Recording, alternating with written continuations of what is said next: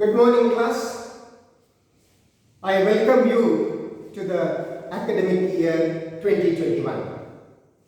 My dear students, today you are starting the new academic year and with a new status. You know why you are starting with a new status? Till last year, you were the primary school students. Whereas today onwards, you are the high school students.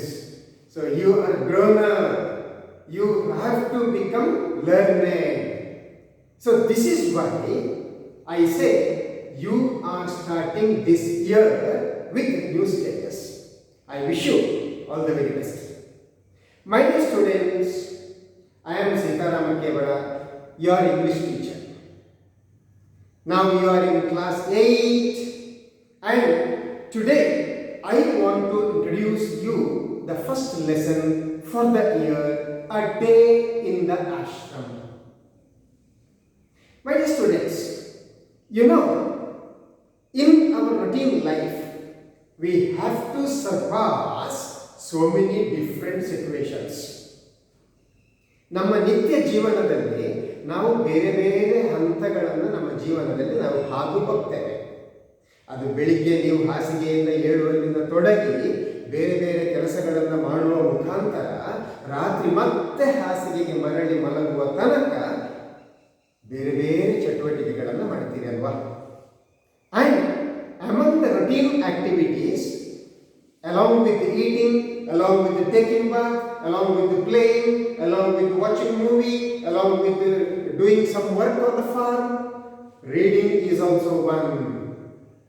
So, we have to read also. And while reading also, we have a certain system. But you know, the society is continuously changing. Today is not like yesterday, and tomorrow will not be like today. So every moment, every day, every hour we have to change. ಪ್ರತಿಯೊಂದು ಕ್ಷಣದಲ್ಲಿ ಪ್ರತಿಯೊಂದು ದಿನದಲ್ಲಿ ನಾವು ಬದಲಾವಣೆ ಆಗುತ್ತಾ ಹೋಗಬೇಕಾಗ್ತಾ ಇರ್ತದೆ. ನಿನ್ನೆ ಇದ್ದ ಹಾಗೆ ಇವತ್ತಿಲ್ಲ ಅಲ್ವಾ? ಇವತ್ತು ಇದ್ದ ಹಾಗೆ ನಾಳೆ ಇರುವುದಿಲ್ಲ, ನಾಳೆ ಇದ್ದ ಹಾಗೆ ನಾಡಿದ್ದು ಇರುವುದಿಲ್ಲ. So life is full of change. ಪ್ರತಿ ಯಾವುದೇ ವಿಷಯವನ್ನು ತಗೊಳ್ಳಿ, ನಮ್ಮ ಜೀವನದಲ್ಲಿ ಬದಲಾವಣೆ ಯಾವತ್ತೂ ಇರ್ತದೆ. ಹಾಗೆಯೇ ಎಜುಕೇಷನ್, ಈ ಶಿಕ್ಷಣ ಅನ್ನುವಂಥದ್ದು ಕೂಡ ಬದಲಾಗುತ್ತಾ ಇರ್ತದೆ. See, during the olden days, I am quoting the Indian context. ಭಾರತೀಯ ಚಿತ್ರಣದಲ್ಲಿ ಹೇಗಿತ್ತು, ಭಾರತದಲ್ಲಿ ಹೇಗಿತ್ತು ಅನ್ನೋದನ್ನು ನಾನು ಹೇಳುವಂಥದ್ದು. ಬಹಳ ಹಿಂದೆ ಗುರುಕುಲ ಪದ್ಧತಿ ಅಂತ ಇತ್ತು, the gurukul system. Gurukul system ಅಂದರೆ ಒಬ್ಬ ಗುರು ಇರ್ತಿದ್ರು, ಅವರು ಹಳ್ಳಿಯಿಂದ ದೂರದ ಪ್ರದೇಶದಲ್ಲಿ ಇರ್ತಿದ್ರು. ಅಲ್ಲಿ ಅವರದ್ದೇ ಆದಂಥ ಒಂದು ಆಶ್ರಮ ಕಟ್ಟಿಕೊಂಡಿರ್ತಿದ್ರು. ವಿದ್ಯೆ ಪಡೆಯುವವರೆಲ್ಲರೂ ಕೂಡ ಅಲ್ಲಿಗೆ ಹೋಗಿ ವಿದ್ಯೆ ಪಡಿಬೇಕಾಗಿತ್ತು. ಈಗ ನಿಮ್ಮದು ಹೇಗಿದೆ? ಇಲ್ಲೊಂದು ಶಾಲೆ ಇದೆ, ಅಲ್ಲೊಂದು ಶಾಲೆ ಇದೆ, ಈಚೆ ಒಂದು ಶಾಲೆ ಇದೆ. ನಿಮಗೆ ಬೇಕಾದ ಶಾಲೆಗೆ ಬೆಳಿಗ್ಗೆ ಹೋಗ್ತೀರಿ, ಸಂಜೆ ಮನೆಗೆ ಬರ್ತೀರಿ. ದೂರದ ಮಕ್ಕಳಾದ್ರೆ ಹಾಸ್ಟೆಲ್ನಲ್ಲಿ ಇರ್ತೀರಿ ಅಲ್ವಾ? ಇದೇ ರೀತಿಯಲ್ಲಿ ಮೊದಲು ಹೇಗಿತ್ತು? ಹಳ್ಳಿಯ ಹೊರಗೆ ದೂರ ಪ್ರದೇಶದಲ್ಲಿ ಅರಣ್ಯದ ನಡುವೆ, in the midst of the forest, one ashram was being run by one guru. And all the parents, they were admitting their kids to that ashram, and the guru of that ashram, he was teaching an all-round education to the kids. So this was the system. So ಅಂಥ ಒಂದು ಗುರುಕುಲ ಪದ್ಧತಿಗಳಲ್ಲಿ ಒಂದಾಗಿದ್ದಂತಹ ಶಾಂತಿನಿಕೇತನ್ ಅನ್ನುವಂಥ ಒಂದು ಗುರುಕುಲದ ಬಗ್ಗೆ, ಆ ಆಶ್ರಮದಲ್ಲಿ ಒಂದು ದಿನ ಚಟುವಟಿಕೆ ಹೇಗೆ ನಡೀತದೆ ಅನ್ನೋದರ ಬಗ್ಗೆ ಈ ಪಾಠ ಇರುವಂಥದ್ದು. So this lesson is all about the routine activity of one full day of Shantiniketan Gurukula Ashram. And the title of the lesson itself is A Day in the Ashram. Ashramadalli ಒಂದು ದಿನ. this name of this ashram is Shantiniketan. Shantiniketan. ಈ ಆಶ್ರಮದ ಹೆಸರು ಶಾಂತಿನಿಕೇತನ್. ಆ ಶಾಂತಿನಿಕೇತನ ಆಶ್ರಮವನ್ನು ಸ್ಥಾಪನೆ ಮಾಡಿದವರು ರವೀಂದ್ರನಾಥ ಟ್ಯಾಗೋರ್. ಅವರು ಈ ಶಾಂತಿನಿಕೇತನ ಅನ್ನೋ ಆಶ್ರಮವನ್ನು ಕಟ್ಟಿದರು. But the wonderful thing is, ನಮ್ಮಲ್ಲೊಂದು ಮಾತಿದೆ ನೋಡಿ, ಹಿತ್ತಲ ಗಿಡ ಮದ್ದಲ್ಲ ಅಂತ. ನನಗೆ ನಮ್ಮಲ್ಲೇ ಇರುವಂಥದ್ದು, ನಮ್ಮ ಅಂಗಳದಲ್ಲೇ ಯಾವುದಾದ್ರು ಒಂದು ಶ್ರೇಷ್ಠ ಗಿಡ ಇದ್ದರೆ ನಮಗೆ ಅದರ ಬಗ್ಗೆ ಅಸಡ್ಡೆ, ಅದೇ ಅಂತದ್ದು ಅದರಲ್ಲಿ ಯಾವಾಗಲೂ ಇರ್ತದೆ. ಎಲ್ಲೋ ದೂರದಲ್ಲಿ ಒಂದು ಒಳ್ಳೆ ಗಿಡ ಕಂಡ್ರೆ ಅದು ಬಹಳ ಶ್ರೇಷ್ಠದಲ್ಲಿ, ಅದು ನಾನು ಜಮ್ಮು ಕಾಶ್ಮೀರದಿಂದ ತಂದದ್ದು, ಇದು ಕೇರಳದಿಂದ ತಂದದ್ದು, ಇದು ಆಂಧ್ರದಿಂದ ತಂದದ್ದು, ಇದು ಮುಂಬೈಯಿಂದ ತಂದದ್ದು, ಬಹಳ ಶ್ರೇಷ್ಠ. ಹಾಗೆಯೇ ಈ ಸ್ಟೋರಿಯಲ್ಲಿ ಕೂಡ ನಾವು ಒಂದು ಅಂಶವನ್ನು ಗಮನಿಸಬೇಕು. ನಮ್ಮದೇ ದೇಶದಲ್ಲಿ ನಮ್ಮವರೇ ಆದಂತಹ ರವೀಂದ್ರನಾಥ ಠಾಗೂರ್ ಅವರು ಕಟ್ಟಿದಂತಹ ಶಾಂತಿನಿಕೇತನ ಬಗ್ಗೆ ನಮಗೆ ಅಂದರೆ ಭಾರತೀಯರಿಗೆ ಇರುವ ತಿಳುವಳಿಕೆಗಿಂತ, ಆಸಕ್ತಿಗಿಂತ ಹೆಚ್ಚಿನ ಆಸಕ್ತಿ ವಿದೇಶಿಯರಿಗೆ ಇತ್ತು. ಹಾಗಾಗಿ ಈ ಪಾಠವನ್ನು ಬರೆದವನು C.F. ಆಂಡ್ರೂಸ್. C.F. ಆಂಡ್ರೂಸ್ ಅನ್ನುವ ವ್ಯಕ್ತಿ ಒಬ್ಬ ವಿದೇಶಿಯ. ಅವರ ಒಂದು ಚರ್ಚ್ನಲ್ಲಿ ಫಾದರ್ ಆಗಿ, ಪುರೋಹಿತ, ಅರ್ಚಕ ಆಗಿ ಕೆಲಸ ಮಾಡ್ತಿದ್ದವ. ಕ್ರೈಸ್ತ ಸಮುದಾಯದ ಚರ್ಚ್ನಲ್ಲಿ ಕೆಲಸ ಮಾಡ್ತಿದ್ದಂಥ C.F. ಆಂಡ್ರೂಸ್ ಭಾರತಕ್ಕೆ ಬಂದು ಶಾಂತಿನಿಕೇತನವನ್ನು ಕಂಡು, ಆ ಶಾಂತಿನಿಕೇತನದ ಗುರು ರವೀಂದ್ರನಾಥ ಠಾಗೂರ್ ಅವರನ್ನು ಕಂಡು ಅವನಿಗೆ ಇಂಪ್ರೆಸ್ ಆಯಿತು, ಅವನಿಗೆ ಖುಷಿ ಆಯಿತು, ಎಂಥ ಒಂದು ಸಿಸ್ಟಮ್ ಇದು ಅಂತ. ಹಾಗಾಗಿ ಖುಷಿಯಾಗಿ ಅವನು ಇಲ್ಲಿಯೇ ನೆಲೆ ನಿಂತು ಆ ಆಶ್ರಮದಲ್ಲಿ ಇದ್ದ ಮತ್ತು ಆಶ್ರಮದ ಬಗ್ಗೆ ಅವನು ವಿವರಿಸ್ತಾನೆ. So therefore noteworthy thing here is about the ashram. This lesson is written by a foreigner by name C.F. Andrews. We shall see this lesson in brief. My dear students, I believe you have the textbook with you. ನಿಮ್ಮ ಹತ್ರ text book ಇದೆ ಅಂತ ಭಾವಿಸಿಕೊಳ್ತೇನೆ. ಇದು ನಮ್ಮ ಈ ವರ್ಷದ text book. ಇದು English second language. Okay, ಇದರಲ್ಲಿ ನೀವು ಪೇಜ್ ನಂಬರ್ 2ಗೆ ಬನ್ನಿ. ಪೇಜ್ ನಂಬರ್ 2ನಲ್ಲಿ see, this is the lesson where we have to study. This is page number 2. Just see the first box on the top of the left, page number 2 on the top. I will read it for you. C.F. Andrews. ಅವನ ಪೂರ್ತಿ ಹೆಸರೇನು? Charles Freer Andrews. C.F. Andrews ಅಂದರೆ Charles Freer Andrews.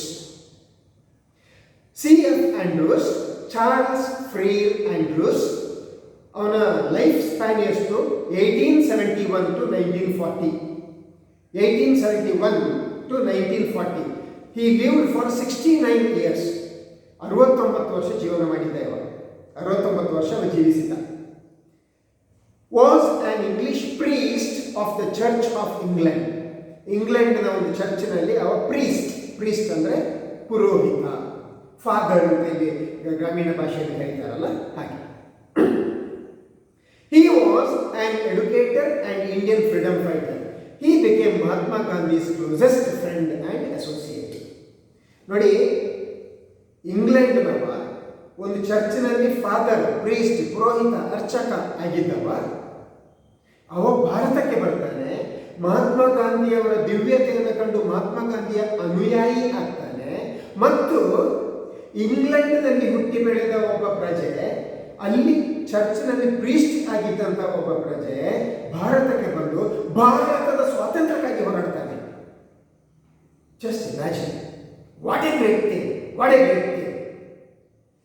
ಇಂಗ್ಲೆಂಡಿನ C.F. Andrews ಭಾರತಕ್ಕೆ ಬಂದು ಭಾರತದ freedom fighter ಆಗ್ತಾನೆ. He becomes Indian freedom fighter. Andrews reveals his experience while staying in the ashram. Shantiniketan was founded by Rabindranath Tagore It's a school with a difference where students learn great joy. ಈ C F Andrews Rabindranath Tagore ಅವರ ಶಾಂತಿನಿಕೇತನದಲ್ಲಿ ಬಂದು ಅಲ್ಲಿ ಇದ್ದು ಅಲ್ಲಿಯ ವಿಶೇಷ ನಮೂನೆಯ ಶಿಕ್ಷಣವನ್ನು ಆಸ್ವಾದಿಸ್ತಾನೆ. ವಿಶೇಷ ನಮೂನೆಯ ಶಿಕ್ಷಣ ಅಂದರೆ ಏನು? Life education. ಈ ಶಾಂತಿನಿಕೇತನದಲ್ಲಿ ಲೈಫ್ ಎಜುಕೇಶನ್ ಕೊಡ್ತೀವಿ. ಈಗಿನ ಹಾಗೆ ನಮ್ಮ ಟೆಕ್ಸ್ಟ್ ಬುಕ್ ಎಜುಕೇಶನ್ ಮಾತ್ರ ಅಲ್ಲ, ಲೈಫ್ ಎಜುಕೇಶನ್. ಲೈಫ್ ಎಜುಕೇಶನ್ ಅಂದರೆ ಸಿಂಗಿಂಗ್, ಡಾನ್ಸಿಂಗ್, ಭಜನ್, ಇನ್ನು ಬೇರೆ ಬೇರೆ ಸ್ಕಿಲ್ಗಳು, ಎಲ್ಲ ಸ್ಕಿಲ್ಗಳನ್ನು ಆ ಶಾಂತಿನಿಕೇತನದಲ್ಲಿ ಕಲಿಸ್ತಿದ್ರು. We shall continue with the lesson. Come to point number 1. ನೋಡಿ, ಇಲ್ಲಿ ಶಾಂತಿನಿಕೇತನ ಹೇಗಿದೆ, ಇದು ಈಗಲೂ ಇದೆ. ಶಾಂತಿನಿಕೇತನ ಹೇಗಿದೆ ಅನ್ನೋದರ ಚಿತ್ರವನ್ನು ಇಲ್ಲಿ ಕೊಟ್ಟಿದ್ದಾರೆ. Come to point number 1. Words cannot picture to you the beauty of Shantiniketan.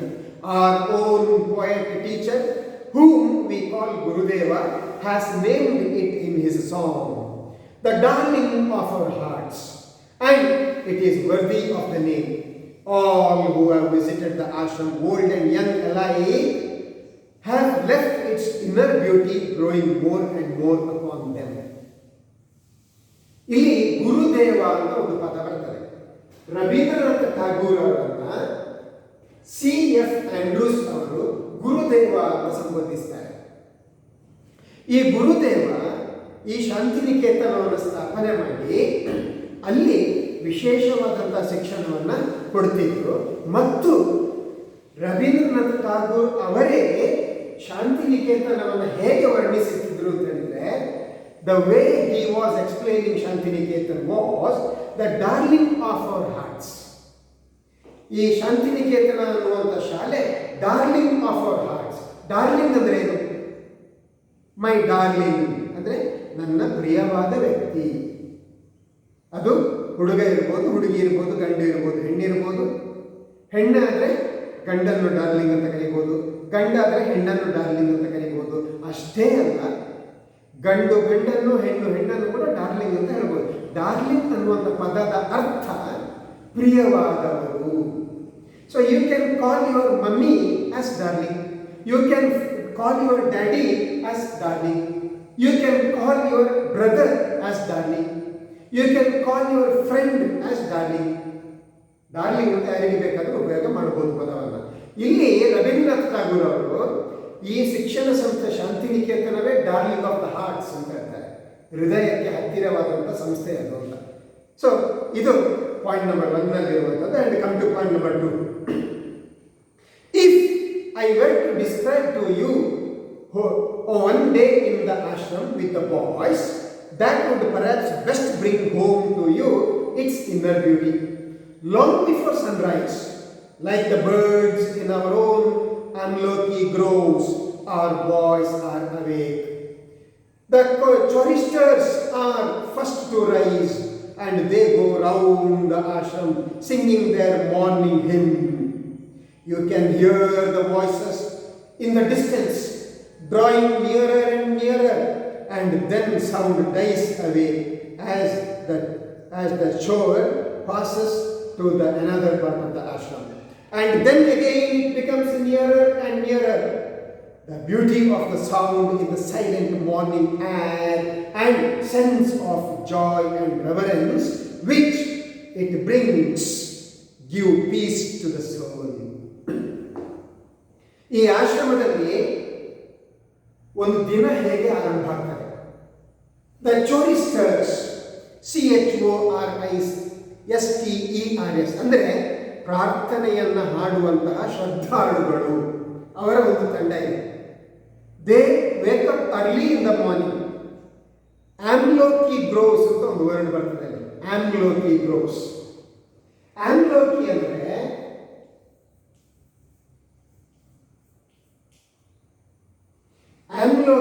ಅದು ಒಂದು ಜಾತಿಯ ಮರ. ಅದು ಮಾವಿನ ಮರದ ಹಾಗೆ ಇರ್ತದೆ ಸಾಧಾರಣ ನೋಡ್ಲಿಕ್ಕೆ, ಜಸ್ಟ್ ಲೈಕ್ ಮ್ಯಾಂಗೋ ಟ್ರೀಸ್.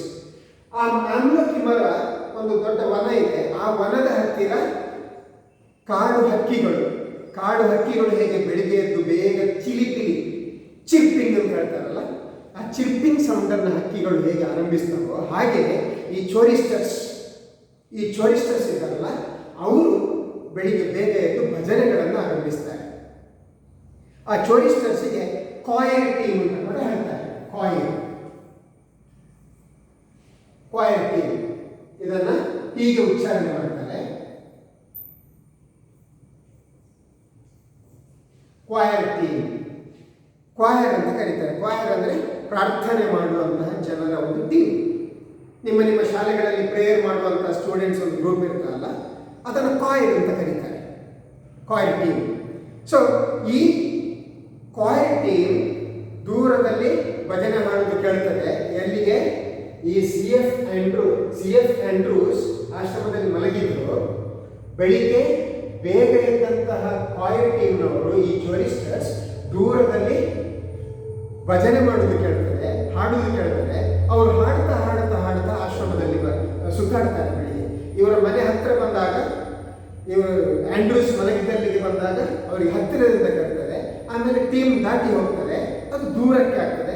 ಮತ್ತೆ ಟೀಮ್ ತಿರುಗಿ ಬರ್ತದೆ, ಕಮಿಂಗ್ ನಿಯರರ್ ಅಂಡ್ ನಿಯರರ್. ಈ ರೀತಿಯ ಭಜನೆಯಿಂದ ಆಶ್ರಮದ ದಿನ ಆರಂಭ ಆಗ್ತದೆ ಅನ್ನೋದನ್ನು ನನಗೆ ಸಿ ಎಫ್ ಆಂಡ್ರೂಸ್ ಅವರ ಮಾತುಗಳಲ್ಲಿ ಹೇಳ್ತಾರೆ. ಓಕೆ. ಆ್ಯಂಡ್ ಈ ಕಾಯರ್ನವರು ಹಾಡುವಂಥದ್ದುಂಟಲ್ಲ, ಈ ಪ್ರಾರ್ಥನೆ ಭಜನಾ ತಂಡದವರು ಹಾಡುವಂಥದ್ದುಂಟಲ್ಲ, ಅದು ಈ ಆಶ್ರಮದ ಚಂದವನ್ನು ಹೆಚ್ಚಿಸ್ತದೆ ಅಂತ ಹೇಳ್ತಾರೆ. And come to point number 3. After an interval each boy takes his asan, his square of carpet, into the fields and sits down on it to meditate in his own place alone.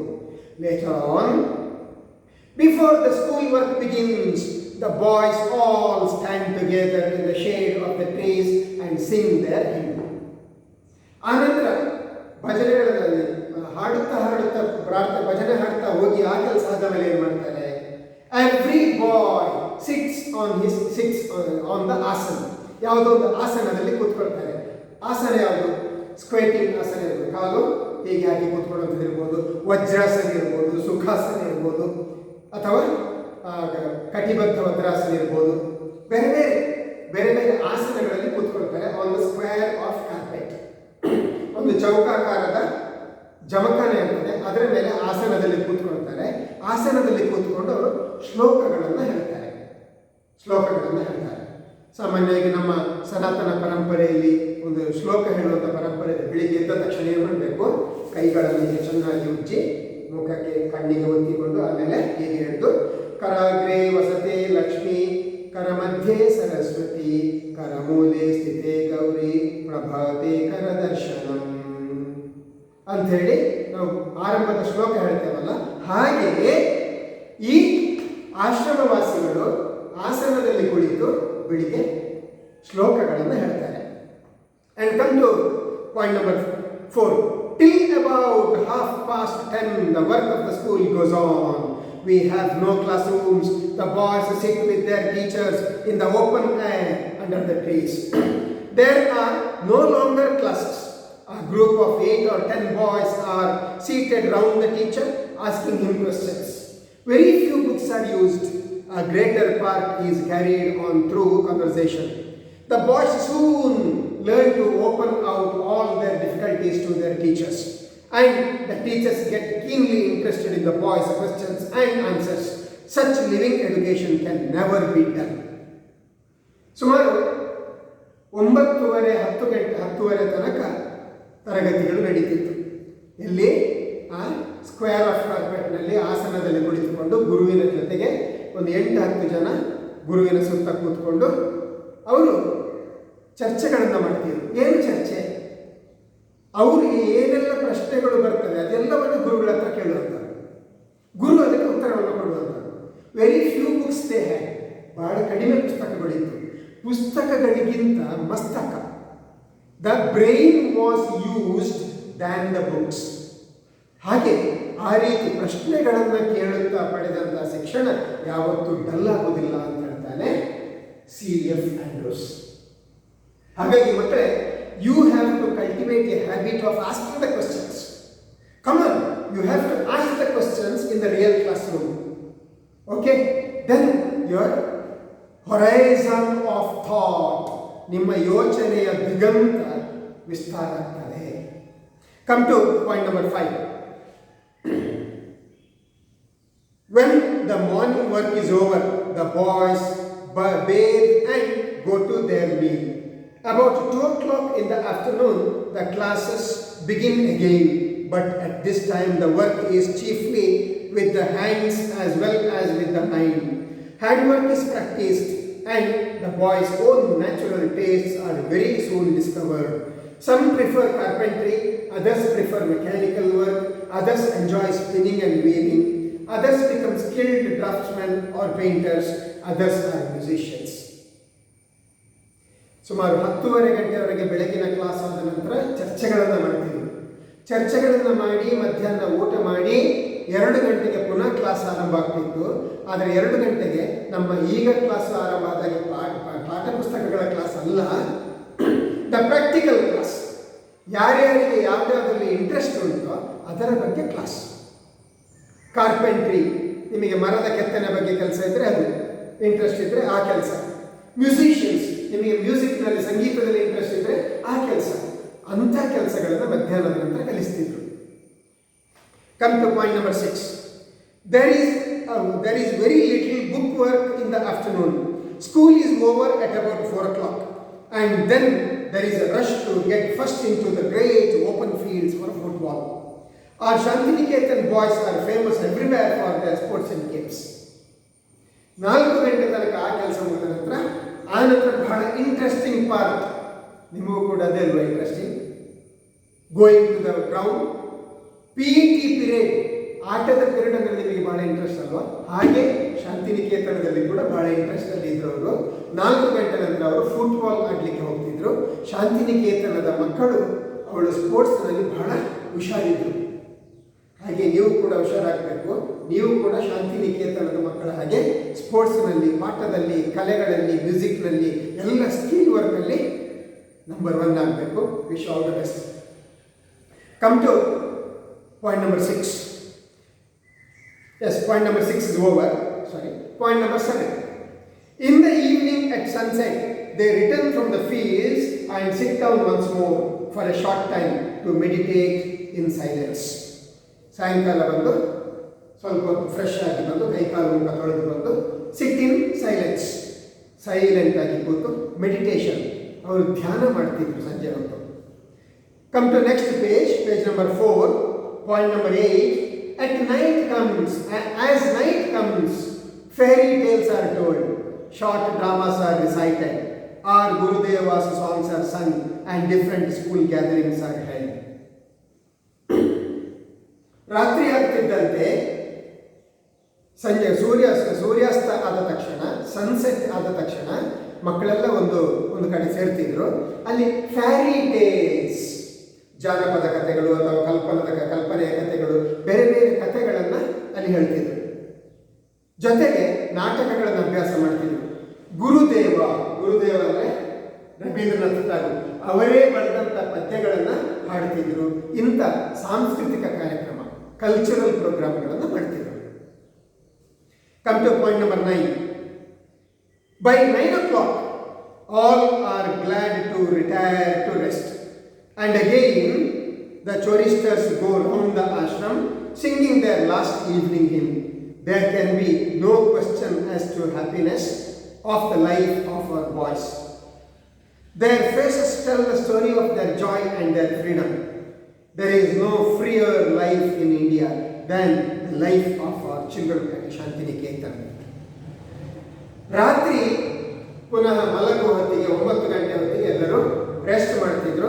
ಆಗ ಈ ಚೋರಿಸ್ಟರ್ಸ್ team ಇದೆಯಲ್ಲ, ಆ coin team ಇದೆಯಲ್ಲ, ಭಜನೆ ಹಾಡುವ team, ಅವರು ಪುನಃ ರಾತ್ರಿ ಆಶ್ರಮದಲ್ಲಿ ಒಂದು ರೌಂಡ್ ಸುತ್ತಾಡ್ತಾ ಶ್ಲೋಕಗಳನ್ನು ಹಾಡ್ತಾ ಹೋಗ್ತಾ ಇದ್ರು.